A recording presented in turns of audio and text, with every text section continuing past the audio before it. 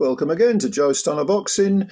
Ezra Taylor wins a battle of unbeatens. He defeats Troy Jones on a unanimous decision. Very tough fight.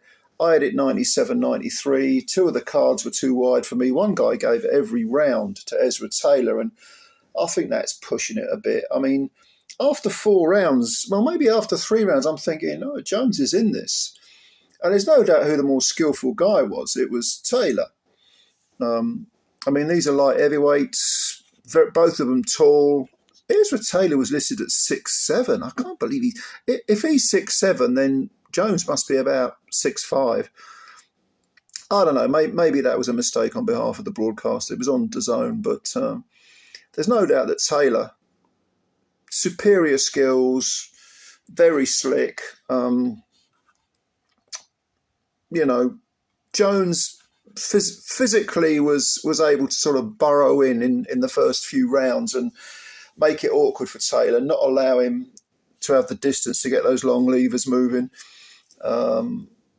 Jones was physically very strong, physically imposing. He's actually the English light heavyweight champ. He won the belt against Leon Willins. Willins was the guy who, if you remember, got floored in the first round against Ben Whittaker, but then took him the distance.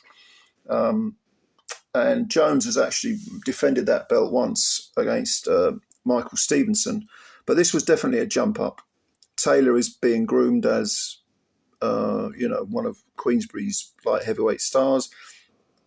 To be honest with you, Jones can come again. He's listed as 26 years of age. Taylor's 30. You could see there was maybe a little bit more, I don't know really, maybe a little bit more schooling from Taylor. Jones has come up the hard way in the small hall circuit. And he didn't look out of place at all. It's just that after about 4 or 5 rounds, I mean, the second half of the fight was definitely belonged to Ezra Taylor. He found his rhythm. He was able to do lots of slick stuff. Jones, again, trying to sort of bore his way in. It's more or less in the front door. Once Taylor got his footwork right, he controlled the distance much better and was able to bang in some good jabs, hang a lot of good combinations, both hands off the jab. And basically, I mean, he beat up Jones in the second half of the fight. Jones had blood coming out of his nose from, I think, the 4th or 5th round. He began to pick up some injuries, some abrasions and minor cuts and bruises, swellings around the eyes. He never quit, though. He never stopped. I mean, he can come again, definitely. He's only, like I say, he's only 26 years old. And he'll probably get some work off the back of this.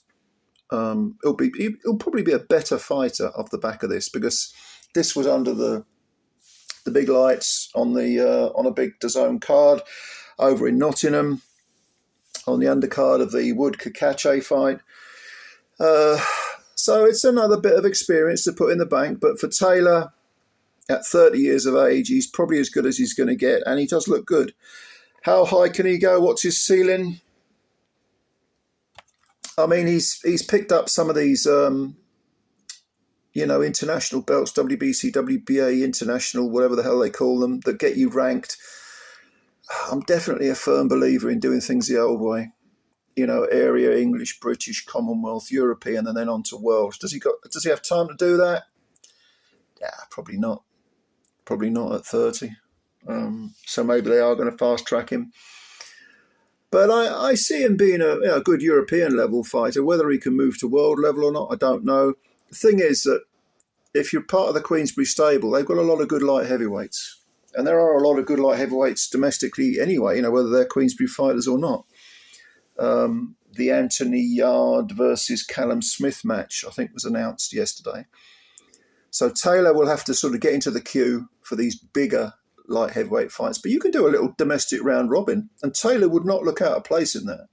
At some point, he's going to have to, move forward, move up. I'm sure he wants to do that. He's trained by Malik Scott, Ezra Taylor. That surprises me for some reason. I don't know why.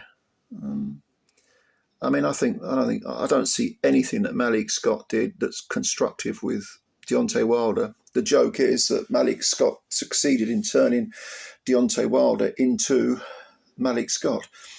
But with Taylor, yeah, I'm seeing some skills. I'm seeing some good work. What's the difference? Maybe Scott is able to be the boss with Taylor where he wasn't with Wilder. Wilder didn't like people telling him what to do. But I see some good stuff with Ezra Taylor. Some good stuff indeed. If you look back at his previous record, he hasn't really faced any killers. I mean, he got an 8th round stoppage over Joel McIntyre. McIntyre was pretty much at the end of his career, past his best. That was in 2023. I can't think of any more names that are really recognisable. But this ain't a bad scalp to have, an undefeated, ambitious, motivated guy. For Jones, I mean, he can go back to the small hall circuit, but I don't think he'll need to. I think even though he lost, his stock rose. And I wouldn't be surprised to see him in there with maybe a couple of the other Queensberry 175 pounders. And if he's managed right and if he's matched right, I think he's got a very good career ahead of him. You know, he's probably got maybe a British title in him, you know. But what did you think of this fight? I thought it got a bit too one-sided, but it was good to see the skills of Ezra Taylor. He's kind of settled down after 3 rounds and began to go to work, find his rhythm and go to work against a guy who was putting some good pressure on early on. You know, the mental and physical pressure. But yeah, we'll see. We'll see. You know, we'll see what happens. I like watching the rise of these fighters, especially if they do come from small hall backgrounds like Jones. But we'll see what happens. So let me know what you think. Comments below. Please, if you like this video, hit the like button. Costs you nothing. Takes a second. And also subscribe to the channel. Why not? Hit the like button, subscribe to the channel, spread the word about Joe's Son of Boxing. Many, many thanks for your support, as always, and I will speak to you soon. We've got the main fight ahead, which of course is Leewood versus Anthony Kakachi. I'm going to do a review on that, so maybe I'll catch you later. Meanwhile, bye for now.